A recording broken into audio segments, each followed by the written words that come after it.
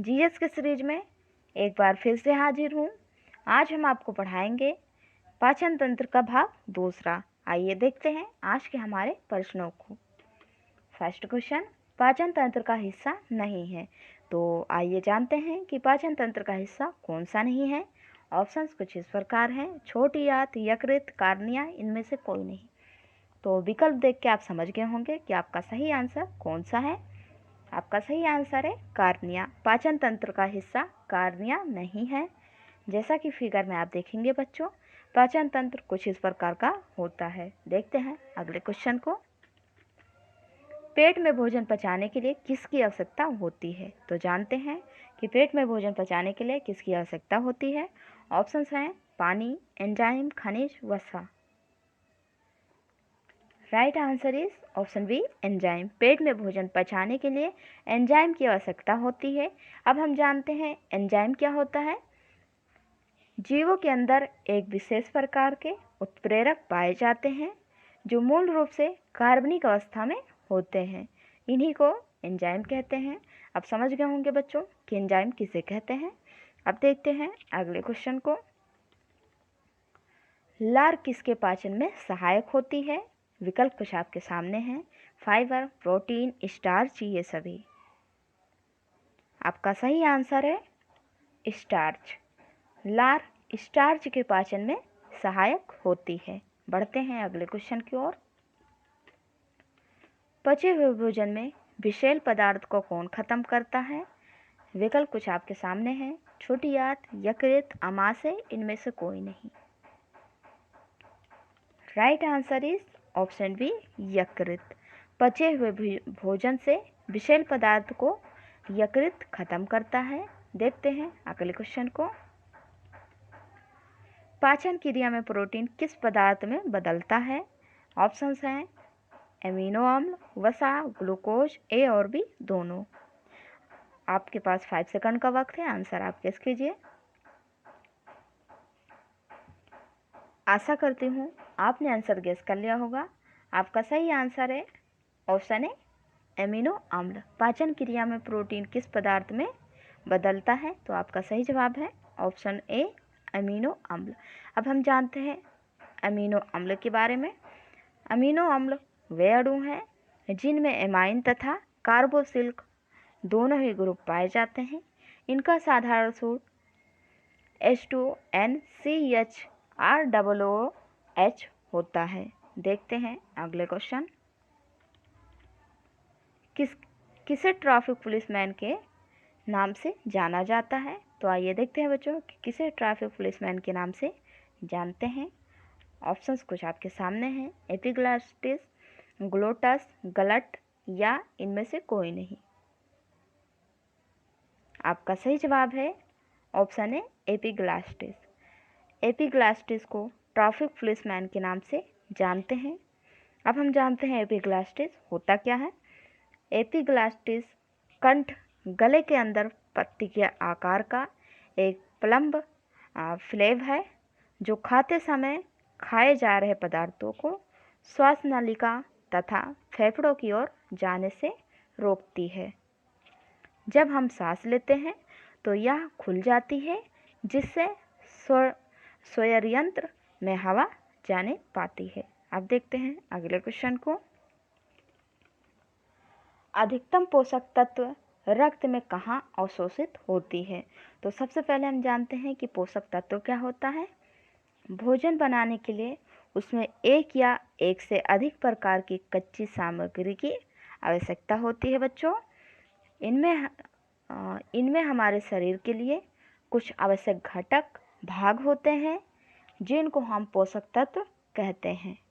भोजन में मुख्य पोषक तत्व हैं कार्बोहाइड्रेट, प्रोटीन, वसा, विटामिन तथा खनिज लवण। अब देखते हैं बच्चों कि अधिकतम पोषक तत्व रक्त में कहाँ अवशोषित होती है। विकल्प हैं अमाशय, बड़ी आंत, अग्नाशय, छोटी आंत। आपका सही जवाब है छोटी आंत। अधिकतम पोषक तत्व रक्त में अवशोषित होती है, तो आपका सही जवाब है छोटी आंत में। जैसा कि फिगर के माध्यम से आप देख सकते हैं। देखते हैं अगले क्वेश्चन को इसी क्रम में। बड़ी आंत का मुख्य कार्य है। तो जानते हैं बच्चों कि बड़ी आंत का मुख्य कार्य क्या है। ऑप्शंस हैं पानी का अवशोषण, प्रोटीन का पाचन, वसा का पाचन या ये सभी। तो बच्चों आप आंसर गेस करने से पहले आप समझ लीजिए कि बड़ी आंत क्या होता है, फिर जानिएगा इसका मुख्य कार्य क्या है। बड़ी आंत गहरे लाल रंग की बड़ी आंत छोटी और अपेक्षाकृत मोटी होती है, जिसकी लंबाई औसत रूप से लगभग 1.5 मीटर यानी कि 5 फुट होती है। आकार और उम्र के अनुसार व्यक्तियों में अलग अलग आकार की आंतें होती हैं। अब आंसर आप गेस कीजिए बच्चों कि बड़ी आंत का मुख्य कार्य क्या है। आंसर कुछ आपके सामने है। आपका सही जवाब है ऑप्शन ए पानी का अवशोषण। बड़ी आंत का मुख्य कार्य होता है पानी का अवशोषण करना। नेक्स्ट क्वेश्चन, मुंह में मुख्यतः किसका पाचन होता है। जानते हैं कि मुंह में मुख्यतः किसका पाचन होता है। ऑप्शंस हैं कार्बोहाइड्रेट, प्रोटीन, वसा, ए और बी दोनों। आंसर गेस कीजिए, आपके पास 5 सेकंड का वक्त है। आशा करती हूँ बच्चों आपने आंसर गेस कर लिया होगा। आपका सही आंसर है कार्बोहाइड्रेट। मुंह में मुख्यतः कार्बोहाइड्रेट्स का पाचन होता है। अब हम जानते हैं कार्बोहाइड्रेट क्या होता है। कार्बोहाइड्रेट्स साधारण चीनी होती है अथवा वे पदार्थ हैं जिन्हें हम जल अपघटन द्वारा चीनी में परिवर्तित किया जा सकता है। ये कार्बन, हाइड्रोजन और ऑक्सीजन से मिलकर बने होते हैं, जिनमें अंतिम 2 अनुपारिक मिश्रण से जल बनाया जा सकता है और इसीलिए इन्हें कार्बोहाइड्रेट कहा जाता है। आप समझ गए होंगे। और इसका सामान्य सूत्र CnH2nOn होता है। अगला क्वेश्चन, वर्मीफॉर्म एपिडिक्स और शोषी अंग बड़ी आंत के किस भाग से जुड़ी संरचना है। आइए जानते हैं। Colon, rectum, ileum, caecum.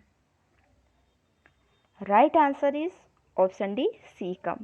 Vermiform appendix और शोषी अंग बड़ी आंत के सीकम भाग से जुड़ी संरचना होती है। अगला क्वेश्चन देखते हैं इसी क्रम में। ब्रूनर्स ग्रंथियां कहाँ पाई जाती हैं। आइए जानते हैं बच्चों कि ब्रूनर्स ग्रंथियां कहाँ पर पाई जाती हैं। ऑप्शंस कुछ आपके सामने हैं। छोटी आंत में, मुख गुहा में, जांघ में या ये सभी में। Right answer is option A छोटी आंत में। छोटी आंत में ब्रूनर्स ग्रंथियां पाई जाती हैं। नेक्स्ट क्वेश्चन, अस्थायी रूप से मल त्यागने से पहले कहाँ रहता है। आइए जानते हैं कि अस्थायी रूप से मल त्यागने से पहले वो रहता कहाँ पर है। विकल्प हैं मूत्राशय, सीकम, बोलस या मलाशय। बहुत ईजी क्वेश्चन है बच्चों। आपका सही जवाब है ऑप्शन डी मलाशय। अस्थायी रूप से मल त्यागने से पहले वो मलाशय में रहता है। आज का लास्ट क्वेश्चन देखते हैं। यकृत की कोशिकाएं जो भज्यकाय की तरह कार्य करती हैं। ऑप्शंस हैं कोफर कोशिका, प्लीहा, डायटर कोशिका या यकृत। आपका सही आंसर है ऑप्शन ए कोफर कोशिका। यकृत की कोशिकाएं जो भज्यकाय की तरह कार्य करती हैं, तो आपका सही जवाब है ऑप्शन ए कोफर कोशिका। अब हम जानते हैं कोफर कोशिका क्या है। कोफर कोशिकाओं की शरीर में सबसे प्रचुर मात्रा में वृत्तभज्य कोशिका आबादी होती है।